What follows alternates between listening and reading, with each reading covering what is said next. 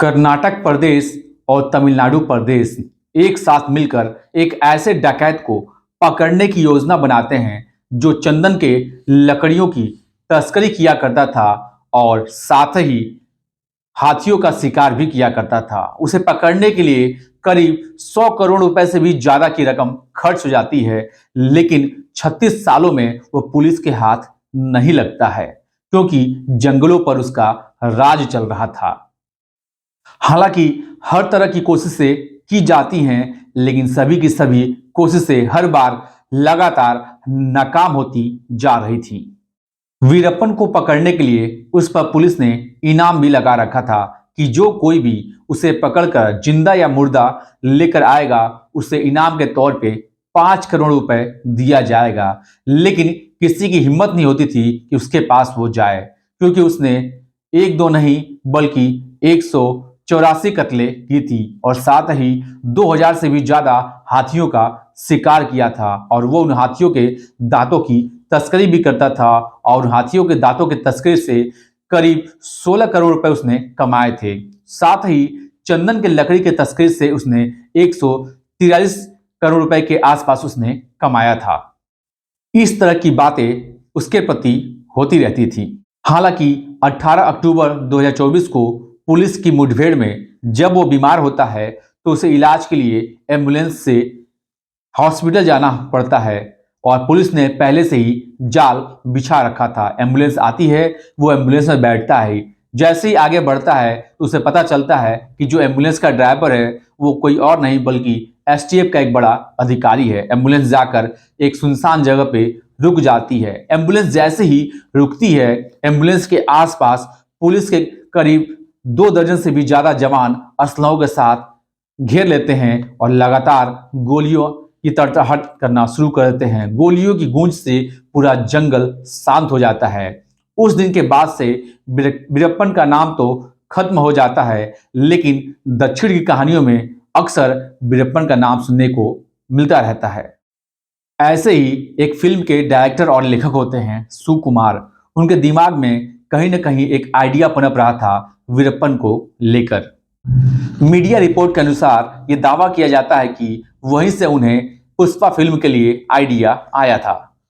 फिर पुष्पा 1 बनती है, फिर पुष्पा 2 द राइज के नाम से फिल्म आती है और वो फिल्म ने पूरे देश के अलग अलग हिस्सों में अलग अलग भाषाओं में बनती है और पूरे वर्ल्ड में तहलका मचा दिया था।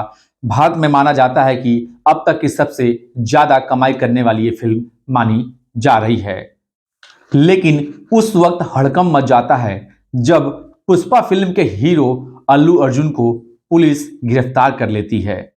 खैर, गिरफ्तार होने के बाद अल्लू अर्जुन के साथ क्या होगा, उसको कितने साल की सजा होगी, उसके साथ क्या होगा, इस कहानी में ये हम जानने और समझने की कोशिश करेंगे। नमस्कार, मैं विपिन सिंह यादव। स्वागत है आप सभी का मेरे इस चैनल पे। आज की जो सच्ची घटना मैं आपको सुनाने जा रहा हूँ, ये सच्ची घटना शुरू होती है 5 दिसंबर 2024 को। भारत ही नहीं बल्कि दुनिया के अलग अलग हिस्सों में एक फिल्म रिलीज हुई थी जिसका नाम होता है पुष्पा 2 द राइज। जैसे ही फिल्म रिलीज होती है सुबह 10 बजे के आसपास, हालांकि लोगों ने पहले से ही टिकट बुक करा रखा था। इस फिल्म के रिलीज होने से पहले ही लोग अपना टिकट बुक करा रखे थे फिल्म को देखने के लिए। सिनेमा घर के अंदर भीड़ लग चुकी थी। अपने अपने टिकट जिन लोगों ने लिए थे वो ये देखने के लिए कि पुष्पा 2 में ऐसा क्या है।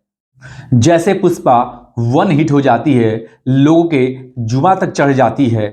लोग पुष्पा 2 द राइज के रिलीज होने का इंतजार कर रहे थे। सिनेमा घरों में पुष्पा 2 द राइज के फिल्म का रिलीज होने का लोग बेसब्री से इंतजार कर रहे थे।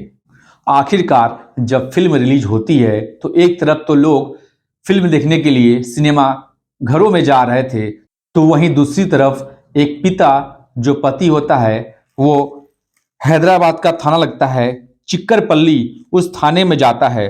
वहां जाने के बाद उदास होकर खड़ा हो जाता है और वहां मौजूद पुलिसकर्मियों से पूछता है कि साहब, एसएचओ साहब कहाँ हैं, उनसे मिलना है। तब वहां पुलिसकर्मी जो मौजूद होते हैं वो कहते हैं कि थोड़ी देर रुक जाइए, एसएचओ साहब आते ही होंगे। जैसे ही 10 बजता है तो एक तरफ तो सिनेमा घरों में पहला शो तो शुरू हो जाता है, वहीं दूसरी तरफ अपने पुलिस स्टेशन पर एसएचओ साहब आते हैं। तभी कोने में मायूस खड़ा वो व्यक्ति एसएचओ साहब से कहता है कि साहब, मैं एक व्यक्ति के खिलाफ एफआईआर दर्ज कराने आया हूं। जैसे ही पुलिसकर्मी कहते हैं और एसएचओ साहब कहते हैं कि ठीक है, कोई बात नहीं, आप अपनी तहरीर वहां लिखवा दीजिए। लेकिन तहरीर लिखवाने के दौरान जैसे ही वो व्यक्ति नाम लेता है तो नाम सुनकर एसएचओ और तहरीर लिखने वाला पुलिसकर्मी अपनी कुर्सी से खड़ा हो जाता है और सोचने पर मजबूर हो जाता है कि आखिरकार ये बोल क्या रहा है। दरअसल उसने संध्या थिएटर के मालिक के ऊपर एफआईआर दर्ज कराने की बात कही थी और साथ ही पुष्पा फिल्म का जो हीरो होता है अल्लू अर्जुन, उसके खिलाफ एफआईआर दर्ज कराने की उसने बात कही थी। तब जो एसएचओ होता है वो उस व्यक्ति की पूरी कहानी सुनता है और कहानी सुनने के बाद वो अपने उच्च अधिकारी को फोन मिलाता है और फोन मिलाकर कहता है कि साहब, एक व्यक्ति आया है, वो व्यक्ति फला आदमी के खिलाफ इस तरह की तहरीर दे रहा है और एफआईआर दर्ज कराना चाह रहा है। अधिकारी कहते हैं कि कोई बात नहीं, अगर वो जो तहरीर दे रहा है उसकी जो शिकायत है उसमें अगर पुख्ता सबूत है तो आप जांच कीजिए और जांच करने के बाद जो भी संबंधित कार्रवाई हो सकती है वो कार्रवाई करने के बाद अब आगे का एफआईआर जो भी दर्ज होता है दर्ज कीजिए। तहरीर मिलने के बाद पता चलता है कि एक दिन पहले यानी कि 4 दिसंबर 2024 की रात करीब 9:30 बजे के आसपास का वाकया रहा होगा। पुष्पा 2 द राइज फिल्म की स्क्रीनिंग चल रही होती है, जो कि संध्या थिएटर हैदराबाद में होता है, वहां स्क्रीनिंग चल रही होती है। बड़ी संख्या में दर्शक वहां मौजूद होते हैं और फिल्म की स्क्रीनिंग देखने के लिए आए होते हैं। अचानक कुछ सुरक्षा गार्ड वहां आ जाते हैं। उनमें से एक व्यक्ति उन सुरक्षा गार्ड को पहचानता था, जानता था, भली भांति जानता था। वो देखते ही उसके मन में आया, ये तो सुरक्षा गार्ड अल्लू अर्जुन के हैं। बस उसके चिल्लाने की बारी थी, शोर मचाने की बारी थी। जैसे ही वो व्यक्ति कहता है कि अरे, अब तो अल्लू अर्जुन भी आने वाला है, लोग उसकी बातों को सुनकर दौड़ पड़ते हैं, भगदड़ मच जाता है।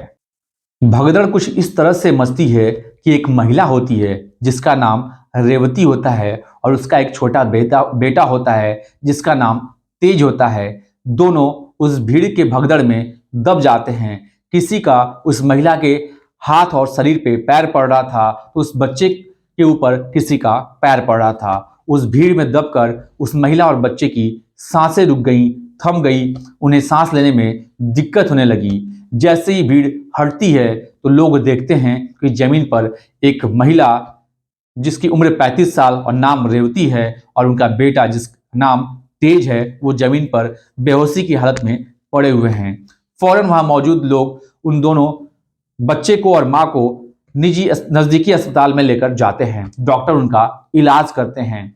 इलाज के दौरान डॉक्टरों को पता चलता है कि महिला की मौत तो हो चुकी है, लेकिन बच्चे का इलाज चलता है। बच्चा घायल था, उपचार उसका चल रहा था। जैसे ये बात उसके पति को पता चलती है तो उसके पैरों तले जमीन खिसक जाती है। वो सोचने पर मजबूर हो जाता है कि आखिर अब जाए तो जाए कहाँ, क्या करें क्या नहीं करें। वो सोचने पर मजबूर हो जाता है, अपने माथे पर हाथ पकड़कर वहीं बैठ जाता है। अगले दिन वो अपने नजदीकी पुलिस स्टेशन चिक्करपल्ली थाने पहुंचता है। वहां जाकर वहां के एसएचओ को अपनी पूरी कहानी सुनाता है। हालांकि एसएचओ उसकी पूरी कहानी सुनता है। इसके बाद पुष्पा फिल्म का जो हीरो होता है अल्लू अर्जुन, उसके खिलाफ एफआईआर दर्ज होती है और साथ ही संध्या थिएटर का जो मालिक होता है उसके खिलाफ भी एक एफआईआर दर्ज होती है।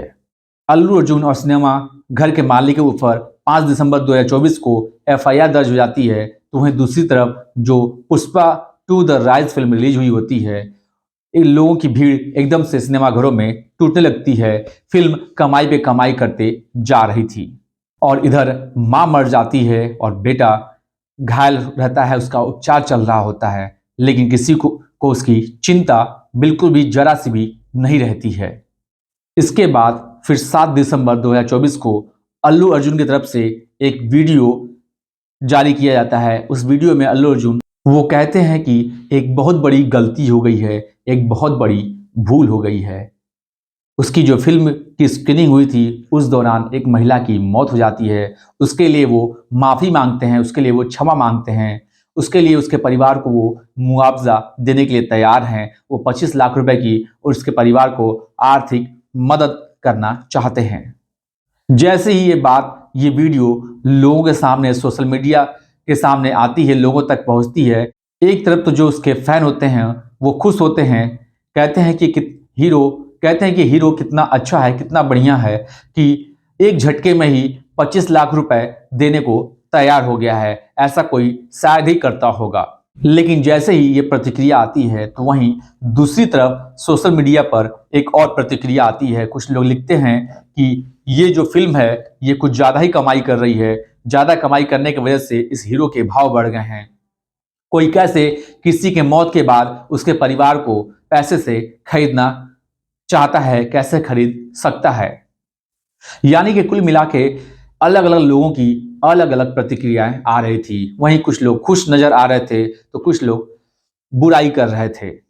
लेकिन हीरो ने जो वादा किया वो वादा से हटने का नाम नहीं ले रहा था। वो लगातार कह रहा था कि मैं उसके परिवार को आर्थिक मदद जरूर करूंगा, आर्थिक मदद जरूर दूंगा। लेकिन इतने से ही अल्लू अर्जुन की मुश्किलें कम होने का नाम नहीं ले रही थी, इतने से ही बात नहीं बन रही थी। उसने 11 दिसंबर 2024 को कोर्ट के शरण में जाता है और कोर्ट से कहता है कि साहब उसकी कोई इसमें गलती नहीं है। यानी कि जब फिल्म की स्क्रीनिंग चल रही होती है तो कभी भी कोई भी हीरो आ सकता है और आसानी से जा सकता है। और मैंने भी उस दिन ऐसे ही किया। मैं इससे पहले भी कई बार स्क्रीनिंग में के दौरान आ चुका हूं और जा भी चुका हूं, लेकिन मुझे नहीं पता था कि वहां पे इतनी ज़्यादा भीड़ हो जाएगी और भगदड़ मच जाएगी और इस तरह का हादसा हो जाएगा कि किसी की मौत हो जाएगी। इसलिए जो एफआईआर लिखी गई है उस एफआईआर को कृपया करके आप रद्द कर दीजिए। लेकिन कोर्ट की तरफ से इस मामले में किसी भी तरह की कोई प्रतिक्रिया नहीं आती है और मामला बढ़ता ही चला जा रहा था। एक तरफ तो फिल्म लगातार कमाई पे कमाई की जा रही थी तो वहीं दूसरी तरफ अल्लू अर्जुन की मुश्किलें कम होने का नाम नहीं ले रही थी। 12 दिसंबर 2024 को अल्लू अर्जुन की जो फिल्म थी, करीब 7 दिन अभी हुए ही थे कि 1000 करोड़ रुपए से भी ज्यादा की रकम कमा चुकी थी। और इसी का खुशी जाहिर करने के लिए पुष्पा की पूरी टीम साउथ से दिल्ली आती है और वहां आकर एक होटल में प्रेस कॉन्फ्रेंस करती है और पार्टी करती है। प्रेस कॉन्फ्रेंस में बताती है कि हमारी जो फिल्म है अलग अलग देशों में, यानी कि पूरे वर्ल्ड में अलग अलग भाषाओं में रिलीज हुई थी और करीब 7 दिन के अंदर ही 1000 करोड़ रुपए से भी ज्यादा की कमाई कर चुकी है। अब तक की सबसे ज्यादा कमाई करने वाली ये फिल्म बन चुकी है। वो अपने अपने कमाई का जश्न मनाकर अपने अपने घर पहुंचे ही हुए थे कि तभी 13 दिसंबर 2024 को दोपहर का समय था। तभी अचानक ही चित्तरवल्ली पुलिस अल्लू अर्जुन के घर पहुंच जाती है और पुलिस जैसी पहुंचती है तो जाहिर सी बात है, हीरो है और इतने फेमस फिल्म का हीरो है तो अचानक उसके परिवार की प्रतिक्रिया और परिवार के लोग भी आ जाएंगे और आसपास के लोग और उसके फैंस भी इकट्ठा हो जाएंगे। उस दिन भी कुछ ऐसा ही हुआ था। तब भी अल्लू अर्जुन को पुलिस कहती है कि हम आपको फला मामले में गिरफ्तार करने आए हैं। पुलिस उन्हें अपने जीप में बैठाती है और अपने पुलिस स्टेशन लेकर चली जाती है। इसके बाद पुष्पा फिल्म के हीरो अल्लू अर्जुन के गिरफ्तारी का खबर हर एक सोशल मीडिया, हर एक न्यूज़पेपर, हर एक टीवी चैनलों पे फैल जाती है, वायरल हो जाती है। उनके जो फैन होते हैं वो सोचने पर मजबूर हो जाते हैं कि अब अल्लू अर्जुन के साथ क्या होगा, उन्हें कितने साल की सजा होगी, क्या वो जेल जाएंगे या उन्हें बेल मिल पाएगी। दरअसल भारतीय न्याय संहिता की धारा 118A के तहत अगर ये दोषी पाए जाते हैं तो इन्हें 3 साल की सजा हो सकती है और जुर्माने के तौर पे 20,000 रुपए देने होंगे। लेकिन कुछ समय बाद ही कोर्ट से अल्लू अर्जुन को जमानत मिल जाती है। तो ये थी पुष्पा फिल्म के हीरो अल्लू अर्जुन की पूरी कहानी और आप इस कहानी में जान चुके होंगे कि आखिर ये रेवती है कौन जिसके वजह से अल्लू अर्जुन को पुलिस गिरफ्तार की। आज के लिए बस इतना ही। मिलते हैं अगले एक नई कहानी, एक सच्ची घटना के साथ। जय हिंद, जय भारत, नमस्कार।